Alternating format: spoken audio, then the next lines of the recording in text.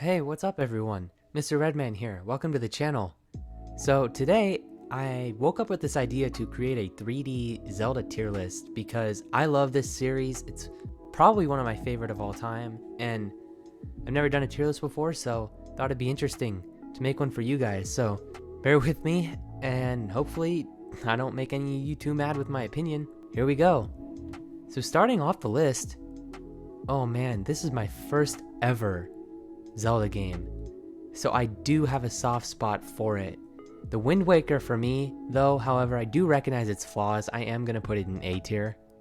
And the reason for that is, while I do think the graphics are absolutely incredible, just incredible, the music is top notch. I love it. The side quests are mediocre at best, and that Triforce quest, man, I mean, it was amazing in the HD version, but it was so unnecessarily bad in the GameCube version. I mean, that was just abysmal. No need for that. But I did enjoy playing this game as a kid a lot. Lots of good memories with friends and by myself. Just a fun game, you know? I love how you have to go save Errol. It makes the whole first half of the game feel totally warranted once you finally get that Master Sword and you get to fight that bird and you save your sister. It feels like you worked for that, you know? You're shaping Link into a hero. In this game, it feels like Link is kind of brute forcing his way to be the hero, you know, rather than him being born with it, kind of like Ocarina of Time. But nevertheless, A tier for Zelda The Wind Waker because I just love it. I think it's a perfect game in so many areas, but not quite perfection due to its less than stellar side quests, you know. But the HD version, it did fix a lot of things. I love the Swift Sail. I think it's a great addition that takes away the need to play the Wind's Requiem, and lots of people don't like it because they feel like it takes away the whole point of this game, but I kind of think that's a dumb argument, to be honest, because, I mean, in all honesty, if you don't want the sail, just don't buy the sail. You can still play it like the original game, you know? But, yeah. Let's move on to, Phantom Hourglass. See, I don't know if this is an unpopular opinion or not. I know the general consensus around this game is very mixed, but for me, C tier. And the reason for that is, controlling Link, it just was not fun on the DS. It just wasn't. It felt like you were directing him where to go rather than controlling Link himself. You know what I'm saying? It just, I just wasn't a fan of really any of the dungeons here. They were very mediocre. Not great music, to be honest. Pretty repetitive. Not a great sequel to The Wind Waker. Would have been much cooler to see a console sequel, in my opinion, rather than just on the DS, but not terrible, not great, you know, it's alright. Spirit Tracks, however, I'm gonna say Spirit Tracks is go B tier. I think riding around on the train was much better than riding this boat, because in Phantom Hourglass, directing that boat with the stylus was just not fun. And I like how you can get lost. Like, there are separate paths you can take with the train. Granted, there isn't that many, but I think the story is much more interesting. I love how Princess Zelda is your guide and your companion through a lot of it. It makes the game quite interesting. Not too much to say on this game, though. I mean, I know it takes place 100 years after the Phantom Hourglass, so it's not really a sequel, but it kind of is at the same time, you know, guys? So, yeah, but it's alright for a DS game, you know? How much better could they have really done? Okay, now, Twilight Princess. Don't know how many of you are going to disagree with me, but this is perfection. Twilight Princess was so much fun, and I know the wolf sections were not the best. I totally agree with that. They really weren't that great, especially in the GameCube and Wii version, where there was, what, like 16 tiers compared to like the Wii U when they cut it down to 12, I think. Something like that. I may be wrong. Don't take my word for it, but yeah. And I mean, just to kind of talk about all versions here, the Wii version, I really liked the controls. I thought it was fun because the motion controls were very responsive to me in the Wii. I found it to be a fun addition a fun first timer for the Zelda series and its foray into motion controls. It was just fun, a good time. I liked the darker atmosphere, the darker tone.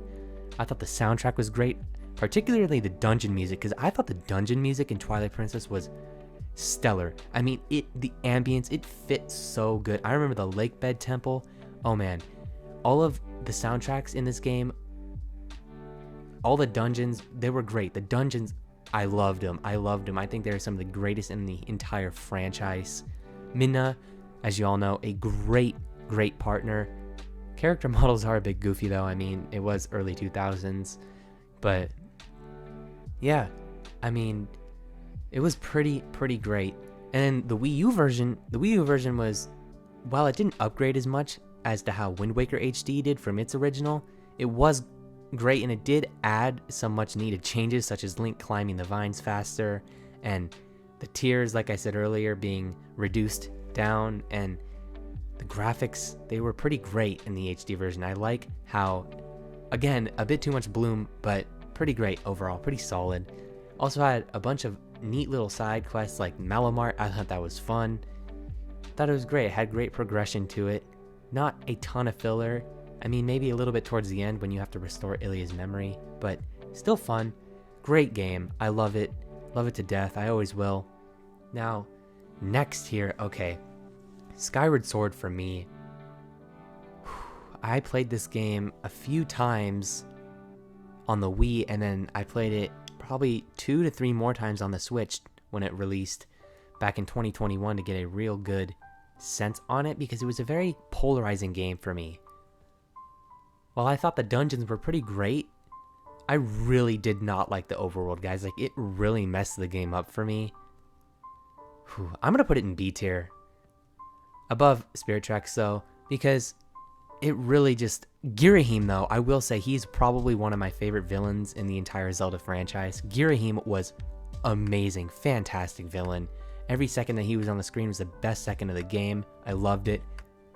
And the Switch, the motion controls were enhanced in such a way. I mean, I say that, but having to reset the gyro controls were very tedious. I mean, I know you just had to press one button, but it could really mess you up when you were trying to aim in certain scenarios. The Wii, at least it was most of the time responsive, but the controls, oh man, I never was a fan of slashing my sword to defeat enemies. While I thought it was a great feeling when you got it down, most of the time, it seems like bokoblins and stuff, they would just block every attack out of nowhere. Even if it seemed like I was swinging in the right direction, it seemed like they would block it. So it was just crazy to me. And the music, I know a lot of people like it. It was fully orchestrated. It wasn't really my cup of tea. I think a lot of it is over-exaggerated, though I do love many of the themes. However, the flying theme I really don't like as much as the sailing theme from Wind Waker. It's just not as great of a game. I mean, I do think it is fun, but I'm going to tell you, my greatest issue with it is the length. And there is tons of filler. You return to the same 3 areas, the Faron province, the Eldin province, and the Lanayru province, 3 separate times throughout the game. It's insane. That did not have to happen, especially collecting Tad Tones back in the Faron province. It's just ridiculous. I mean, it just is. It blows my mind how that they just didn't feel like they could make any more areas. I do like it the first time around, though. I think it's cool. And the Silent Realms are great. The Silent Realms are so much fun. I love those. Those gave me a real good time back when I played them. And yeah, it is a beautiful game. It does look great, especially on the Switch. It does hold up. But I just remember even back when this game was announced for the Wii and they had that showcase, many people didn't really seem to be too impressed. I mean, Shigeru Miyamoto himself couldn't even get the controls down, so that's saying something. But the button controls on the Switch version, they're all right. They are kind of clunky. Not too much to say about them. Yeah, overall, just pretty, mediocre. Majora's Mask. Oh, okay. Majora's Mask. Ooh. I'm gonna put this in A tier above the Wind Waker. Now, this might piss some people off because I know for lots of people, Majora's Mask is perfecto. It's perfect. It's a great game. And I agree with that. I think Majora's Mask is amazing. However,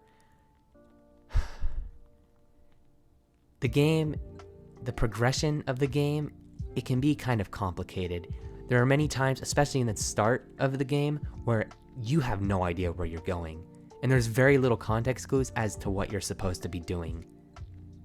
I mean, I remember my first time playing this game was kind of a nightmare. I think Majora's Mask, to sum it up, is much better played on replay. When you are playing it for the first time, especially without a guide, it can be incredibly confusing and just difficult, very difficult. The dungeons, however, those are pretty great. Some of the greatest in the series. I do love them. I do love the Great Bay Temple, despite what people say. I think it's a fun addition. I think it has great puzzles.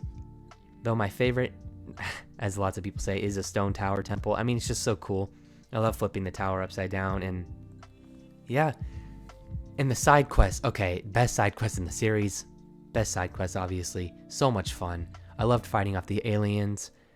I loved it all. I loved it so much. And the Anju and Cafe quest was obviously top notch there. It was great. But the reason for me it doesn't hit perfection is really just because it's hard to explain. But it just seems like the items, there wasn't a great selection of them. I do like the masks. I like how, for example, the Zora mask functioned as the Zora tunic and the iron boots combined from Ocarina of Time, so there was no need to constantly swap items. It was great. Oh, the 3D version of it, though, I will talk about that. The 3D version, many people like to say that it ruined the game. No, not for me. I think the 3D version is a much more enjoyable, at least first-time experience. The original is amazing in its own right, but the 3D version, upgraded visuals, it runs way smoother. They did really, really mess up the Zora controls, though. I won't lie on that. They really did. But they didn't, yeah.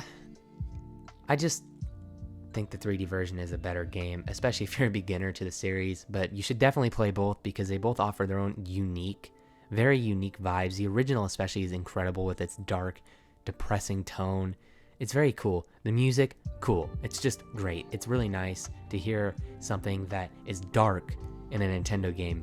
Something that they weren't afraid to go, you know, a little bit crazy on. I mean, there's a giant moon with a crazy face on it that is crashing into the earth. And yeah, pretty amazing game here. Link Between Worlds, perfection. To me, Link Between Worlds is just the quintessential 2D Zelda game. Again, I don't know why it's on a 3D list, probably because it's 2.5D, I guess, I don't know. But Link Between Worlds is incredible. The music orchestrated on a 3DS, the fact that they pulled that off is amazing, absolutely amazing. The dungeons are my personal favorite 2D dungeons in any Zelda game. So fantastic. I love the system of renting items from Ravio, and once you hit enough rupees, you can actually buy them. But I think it is a very great risk-reward system where if you rent the items out, but then die, he takes all your items back. But if you buy them, they're yours forever. I like this idea. For this game, it's just great. I think it's a nice change of pace rather than unlocking the items within the dungeons themselves.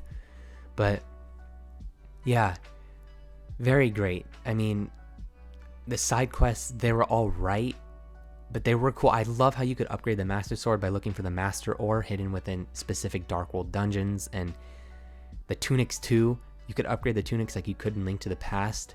And some of those were really tough to find. Really nice music. Like I said earlier, that final Loru Castle is amazing. Amazing final boss fight. It runs in 60 frames per second too. So you really get to just feel the energy in this game come to life. Great references to Link to the Past, such as the Pegasus boots returning. It's just great.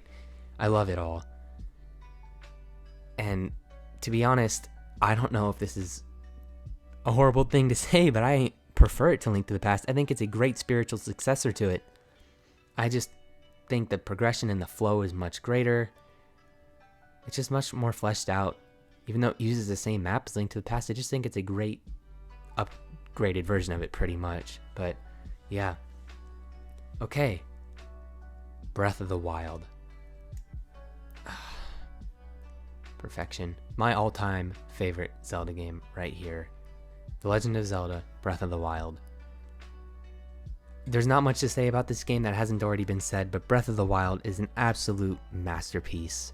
I understand that there are lots of repetitive shrines and the divine beasts that can be quite easy compared to other 3D dungeons, but I could go on and on about this game forever. The soundtrack, man, the soundtrack. Everyone likes to harp on the fact that it's not bombastic like the typical Zelda soundtrack, but to me it is amazing. I adore it. It is so perfect and it fits every aspect of the world. I love the piano riffs when a guardian's coming after you. I love the little motifs that you hear referencing other areas. I think it's amazing. The Korok seeds though, I mean, obviously the reward is terrible for getting all of them, but Nintendo, again, they didn't expect you to collect all the Korok seeds. They're spread out like that, so that way you have room to explore, room to find these lovable little creatures to expand your inventory with Hestu. It's such a beautiful game. I love every aspect of it. I love the characters. Prince Sidon, he's amazing. Mipha, amazing. Rivali, arrogant, but still awesome. I love him. This game is so special to me. I played it in a really, really, really rough time in my life, and besides that, it really just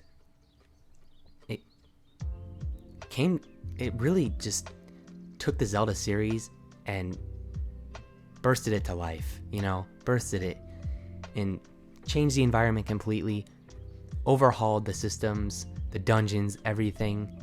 You're given everything you need to complete the game at the very start, the tutorial, the great plateau. You get your cryonis, your stasis, your runes that you need. You're taught the basics of how to cook, how to warm yourself up, clothing, basic combat skills. It's amazing. The boss fights are one of my main gripes with the game though, because I don't like how all you fight is Wind Blight, Thunder Blight, Fire Blight, Water Blight. It's not that great. I think if they had like corrupt version of the champions, that would be cool. Like imagine fighting a Rivali who flies around, but he's corrupt and evil, and he's shooting his arrow at you. That would be so cool. And then the final boss fight, I mean, his castle, Hyrule Castle is amazing, but Ganon himself, he's kind of underwhelming, especially Dark Beast Ganon. I mean, the first phase kind of just feels like a culmination of all the blights combined. It's amazing to finally reach that point in the game. It just doesn't feel like as much of a grandiose ending as it should. But nevertheless, I love it. I love everything about The Legend of Zelda Breath of the Wild. I've completed it around 3 times now, getting every shrine each time. I love it, and I will play this game till the end of my days, and I am so excited for Tears of the Kingdom. Let me know if you guys are too, because, I mean, that game's going to be amazing. But, yeah, I know Breath of the Wild holds a special place in my heart and many people around the world. It's a very impactful game, and it revolutionized open-world gaming. But, yeah, moving on from that, we got Ocarina of Time. Ocarina of Time is... that's going right here. I think it is pretty much Twilight Princess, just done better, honestly. The dungeons are even greater than Twilight Princess. I love Twilight Princess, but it felt like it was trying to live up to Majora's Mask, kind of, rather than Ocarina of Time. It felt like it was trying to steal themes and areas from this game, but Ocarina of Time, on the other hand, man, that game's amazing. I won't lie, in the beginning, I really wasn't a huge fan of it. I really wasn't. But as time has progressed, I really have found that I just enjoy it much more than I used to. It's fun, it's inviting. It's very tough though in the beginning. I mean, it can be hard to find your way around. It really can be. Still amazing, still great, still good fun. And it doesn't have a great story, but it was the first 3D Zelda game ever, and that's much more focused on, building a world. Hyrule Field is pretty barren and boring, but still great, still fun. Lots and lots of secrets to find. The dungeons, the Forest Temple, one of my favorites of all time. Just great stuff, guys. Amazing stuff here. I love Ocarina of Time. I think it's just great. It lives in the hearts of many gamers. I wasn't around in the 90s, but I know what it means to so many people, and I will never harp on that. It's a great game, as are all of these. I mean, none of them even got in the D tier. You could argue that Phantom Hourglass deserves to be in D tier, but not me, guys. I think I'm going to keep it in C tier. And that's all for this ranking. Thank you so much for watching. Let me know in the comments which one you want to see next, and if you even enjoyed this one. And I'll catch you in the next one.